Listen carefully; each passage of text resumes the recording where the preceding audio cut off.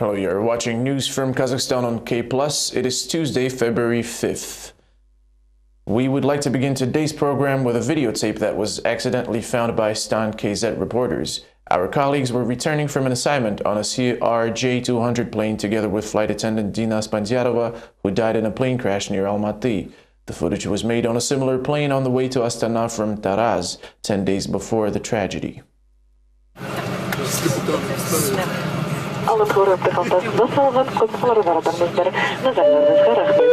Внимание, инструкции безопасности расположены в кармане впереди стоящего кресла. Внимательно изучите.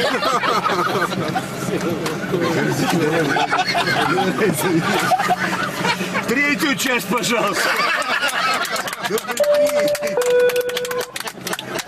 Просим. Еще раз можно. Давайте капитана тебе.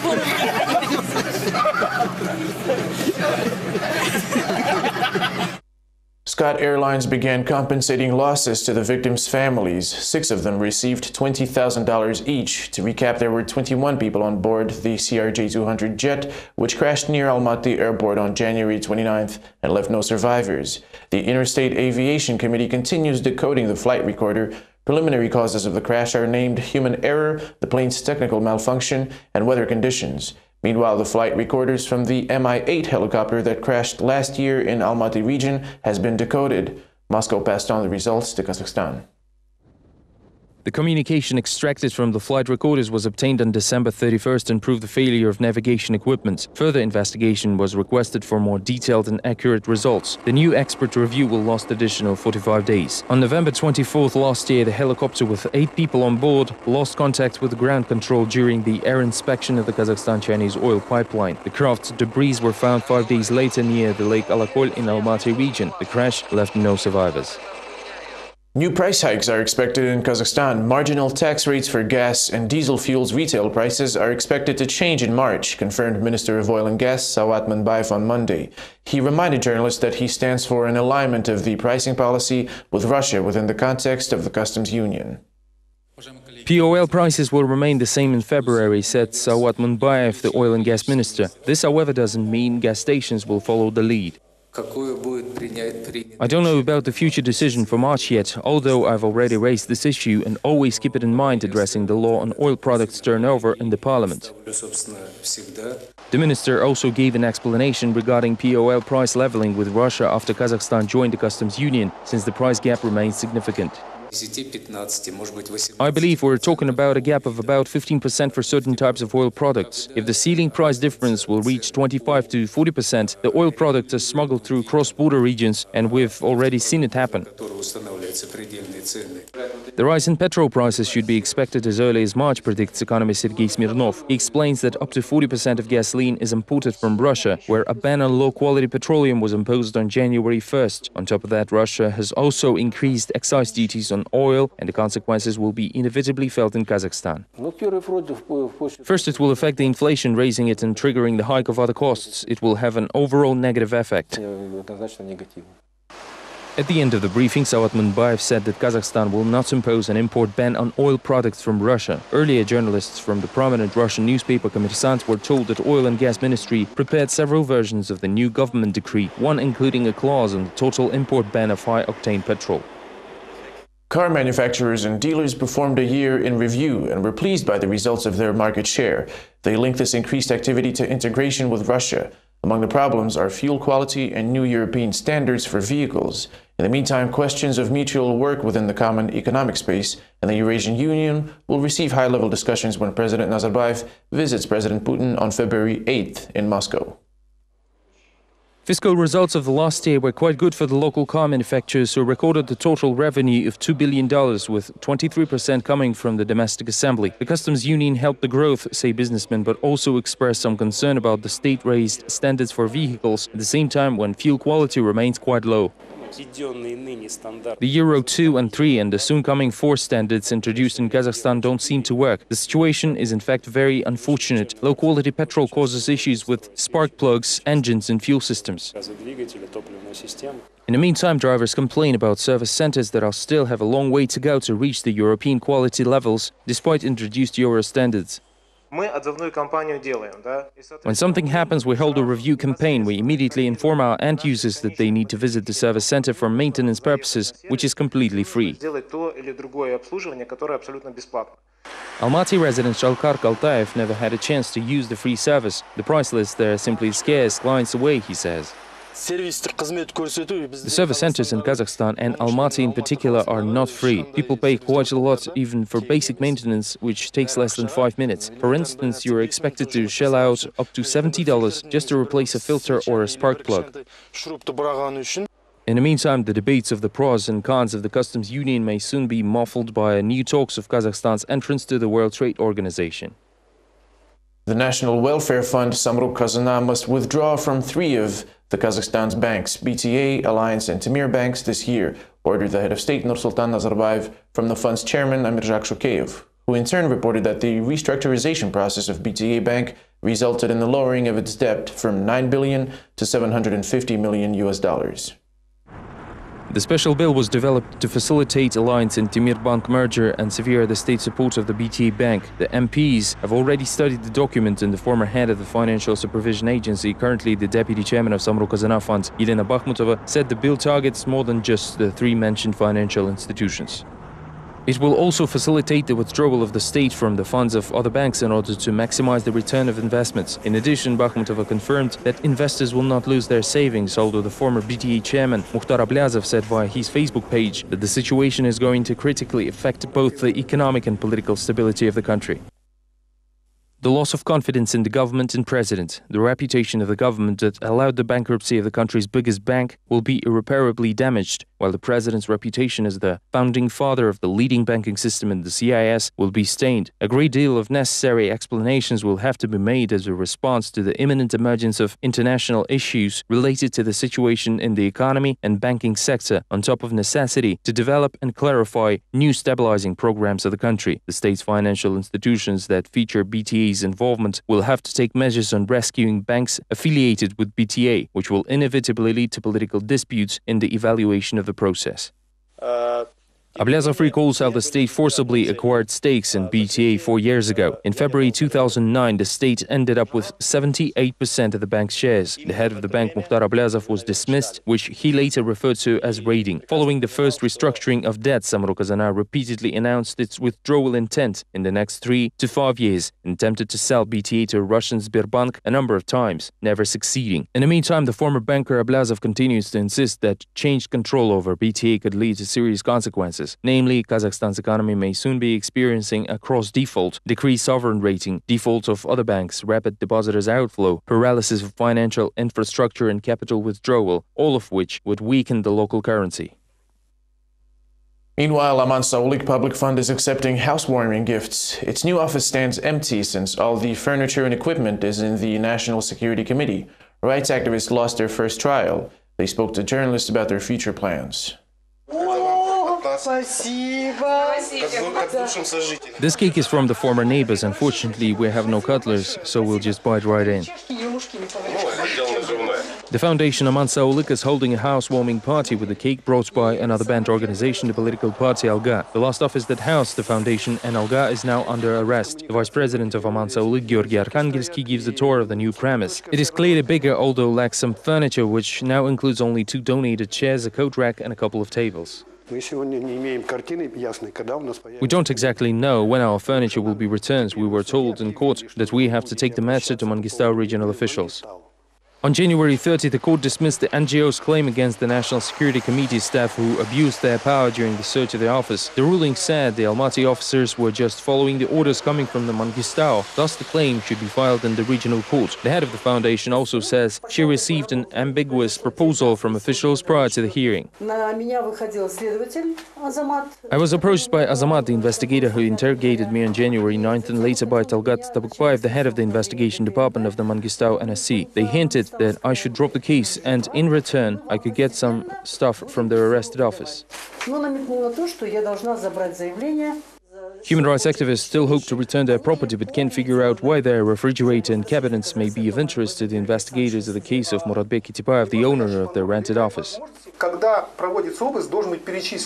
When a search is carried out, there should be a list of things or the description of property which gives good grounds to believe it is somehow related to the case. Nothing like that was done here. Thus, it is still not clear how the confiscated property was related to the case. For the time being, Amansaulu continues its litigation with officials as human rights activists have recently filed an appeal of the initial decision. A resident of South Kazakhstan region received severe gunshot wounds as he attempted to illegally cross the Kazakh-Uzbek border. The 26-year-old resident of a cross-border village was brought to the hospital with a gunshot wound in the abdomen leading to damaged kidney and intestinal tract. The police reported that the shot was fired by an Uzbek border guard. The case is now reviewed by the military investigation department. A local resident was brought to the central hospital of the Saragash district with a gunshot wound in the abdomen. During the investigation, the police discovered that he tried crossing the Kazakh-Uzbek border through Zakh Channel on February 2nd at 6 a.m. A border guard on the Uzbek side spotted the man and used his weapon, wounding the citizen of Kazakhstan.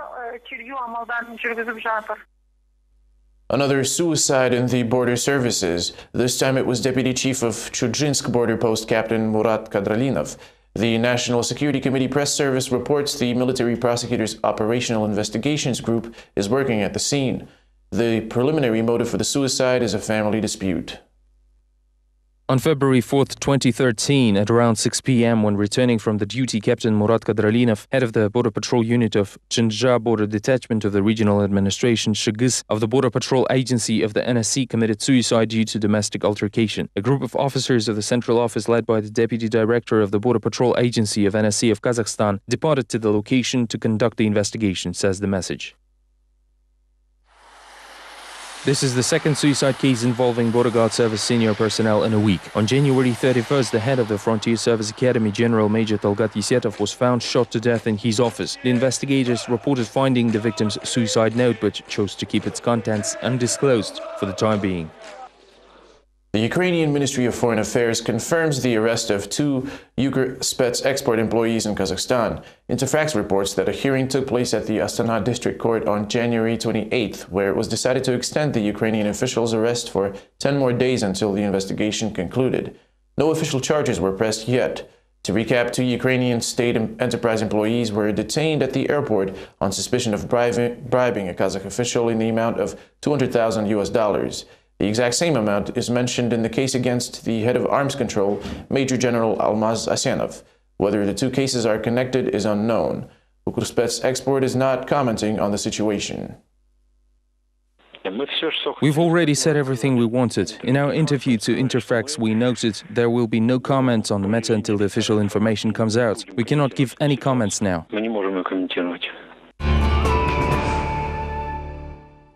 Outraged residents of the infamous Al-Ghabas village near Almaty are appealing to the authorities. First, a clinic under the program titled 100 Schools, 100 Hospitals is still awaiting completion 5 years after construction began.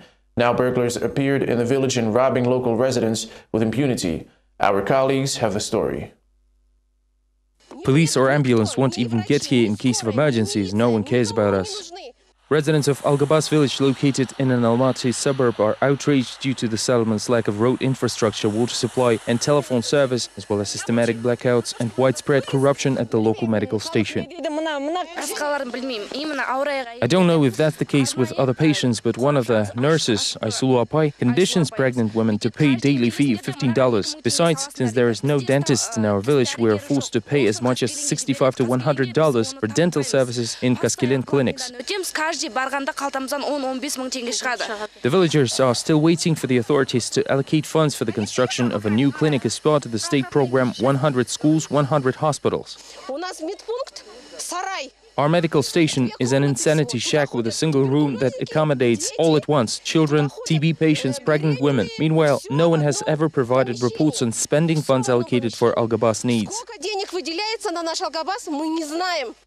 Locals are also concerned about the criminal situation in the settlement, escalated by the indifference of the district police officer. There was a series of shop and house burglaries in the village. My neighbor's shop went through 3 robbery attempts, while the local authorities and police officers neglect their duties by turning a blind eye to the situation. The press service of the Almaty Internal Affairs Department refused to comment on the situation. In the meantime, Algabas residents have formed a volunteer neighborhood watch squad for restoring the public order on their own. 2 maternity ward nurses were detained in Shymkent as they attempted to sell a newborn baby. The investigation established that the baby was abandoned by his mother right after birth. Medical personnel attempted to take advantage of the situation by selling the newborn for $6,000. Criminal proceedings have been initiated against the perinatal nursing staff of the medical center on charges of child trafficking. The nurse in question is currently under arrest. Judges in Astana forecast an increase of Expo 2017 related land disputes. Residents of Yesil district will have it hardest since the International Exposition's main sites are scheduled to be built on their land. We expect to see an influx of lawsuits since many people already own land plots or property in areas envisioned as housing Expo facilities. These lands will be seized by the state and we will have to deal with the suits. The Yesil District Court expects up to 250 court claims related to the seizure of lands for the construction of Expo 2017 facilities. Altogether, they could turn into one giant case, especially since the matter involves a prestigious part of the city with highly priced properties. According to the court chair Gulnar Abdigalieva, big money and serious assets are at stake, although in the end it still comes down to the interest of the state, thus property owners will have to retreat eventually. Regional private judicial enforcement officers are less likely to use force than their colleagues in Astana, concluded several participants of the officers' board meeting. The officials gathered to share their experience and find ways to build population's trust in private judicial enforcement agencies. In view of the recent forced eviction of 9 equity holder families in favor of other real estate shareholders, all as part of the infamous state-endorsed program, 1 apartment per family, private judicial enforcement officers suggested adopting a more delicate approach. We would try to explain that there are ways to handle the situation other than by impeding judicial enforcement, such as filing appeals requesting permission to pay by installments, getting a respite or opting for a mutual concession. This is a high-resonance social area requiring a thoughtful approach that should not affect public trust in our institution. And finally, in sports news, the annual traditional Kazakh wrestling tournament for the National Leaders Prizes, titled Kures, was announced to take place at Astana's Sararka cycling track. The main change in the contest is the rescheduling of the final match, which will take place on June 30th instead of August or September, to commemorate the Day of the Capital and the President's birthday. The ruling party Nuratan organized the tournament with National Fund Samru Kazana providing $150,000 to the winner. Starting this month, the selection of strongest fighters will begin across the country. Anyone who wants to take part in the tournament are advised to contact their local sports departments. While discussing the final round of the tournament, the organizers came to a conclusion that this year it will be dedicated to the anniversary of Astana, and so the final round will be held there on June 30th. That is all we have time for now. You were watching news from Kazakhstan on K+. See you tomorrow.